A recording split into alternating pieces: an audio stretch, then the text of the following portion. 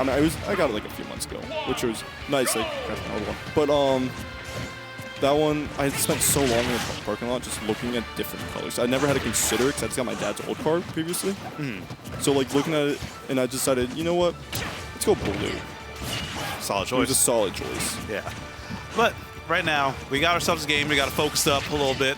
We got Pink Fresh and Creepooba. Pink Fresh going on Marth today. That's not true. Well, okay. A little bit of Fox sprinkled in. That's not true. He went Min versus 17. Okay. Pink Fresh is going to whoever the hell he wants, and it happens to be Marth right now. Because also, like, he's been saying that, like, he said on Friday that he wants to, like, win again. Like, just...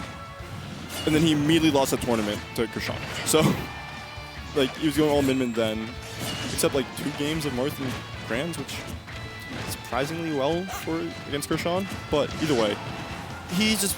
You're right. He's just doing whatever he wants. And I don't think this is when you should be doing whatever you want because this matchup's bad. For Marth? For Marth. You just get nared off stage. Oh, no. That's not good at all.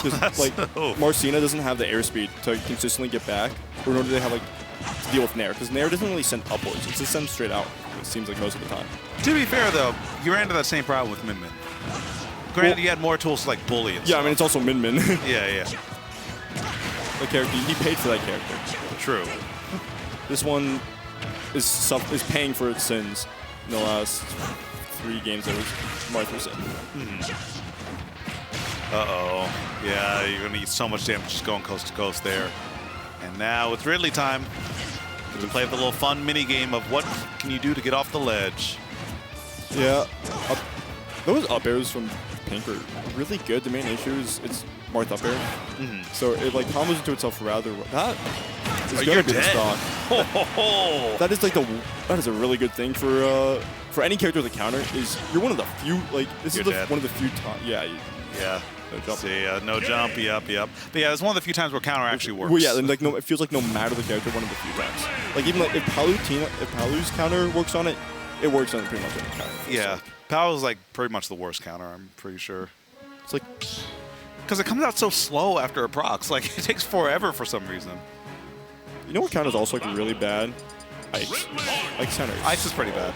Yeah, but it's also Ike, and Ike is really bad. So. It's just a bad character. I'm so sick of people acting like Ike is good. It's good when he hits you, but other than that... I mean, if you learn to parry, it's a lot easier. Yeah. Because that move is so unsafe on parry. Yeah. But yeah, we're not going to... I actually am kind of surprised we're not... Slightly messing with spacing. We're not seeing the FD pick. Not because it would be like particularly good or anything, but because Pink, that's just Pink's go-to pick because he can pick the music on it. True. Yeah, Pink is a big music buff in this game.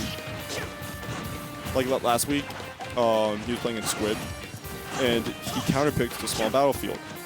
I knew I even said on comms that he counterpicked the small battlefield only because of the music and because Squid banned FD. Like, I talked to them after.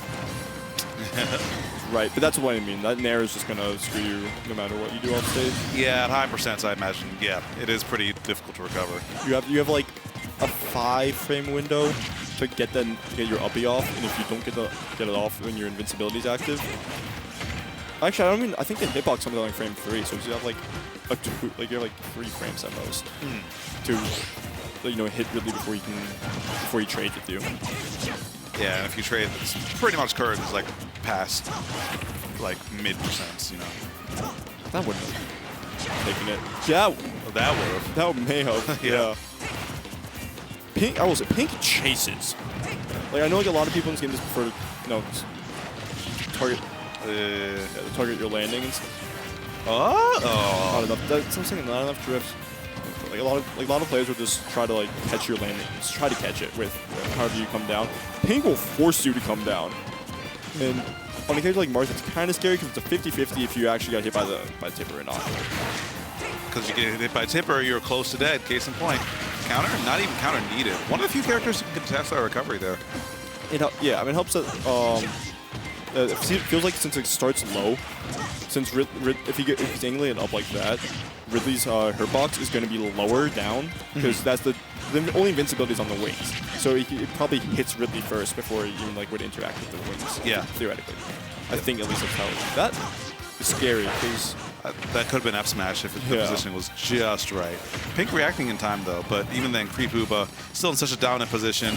You know, if Pink gets 2-framed here, it's curtains. If he gets hit again off stage with a nair, curtains. Even if Creepooba Plasma Breath's the wrong way, it's still potentially curtains. Like, it's a very bad position. Not there. He was going for a dash attack. There's a side B. Oh, good idea. Because we've seen he's gotten punished multiple times from different ways. Getting punished, that's gonna take it though.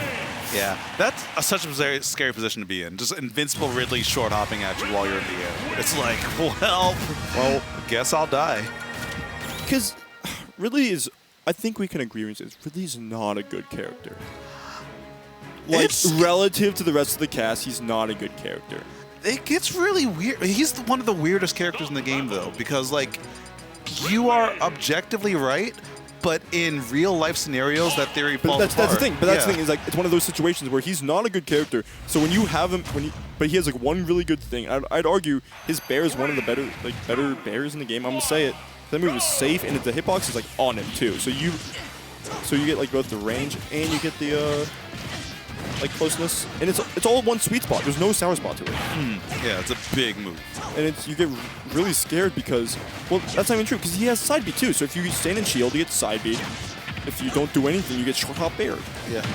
I think one of the reasons why Ridley is a consistent character is because his general tool set is synergistic. That's the word I was thinking of. Like, everything kind of works to get you into his two win conditions, either conditioning like shield so you get command grab, and when you get command grab, you're like on the ledge, and then when you're at the ledge, you just get F tilted and die, or back aired and die, or forward aired and die, or nair edge guard and die. Like, he plays the ledge game impeccably and has lots of tools to get you there. That's my Ridley breakdown in a minute. It's pretty. He's also like a really simple character. Yeah. He's like really simple. So Ridley players, literally, they only lose half the time because that character just loses. Like, that's no other way to put it. You just be losing because of his size and his weight, and the fact that it's like some characters legitimately will just straight up out hitbox him somehow. Yeah. But that's the game for you. The Creepooba still makes it work, and I mean, still making it work pretty well in this set, up 2-0, and has a lead on this game right here. And Creepooba also chasing. I mean, you have the multiple jumps, so it helps. Whoa, that angled up. Are you? There. Yeah. Yeah, brilliant stuff.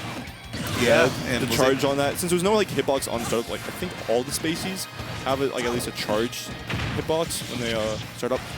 Ridley doesn't, which in some cases can be way worse because then you have to deal with people like testing you on the ground. But there's some situations like that where no matter how you recover, you're going to not hit Pink on your way up. Yeah, a perfect situation.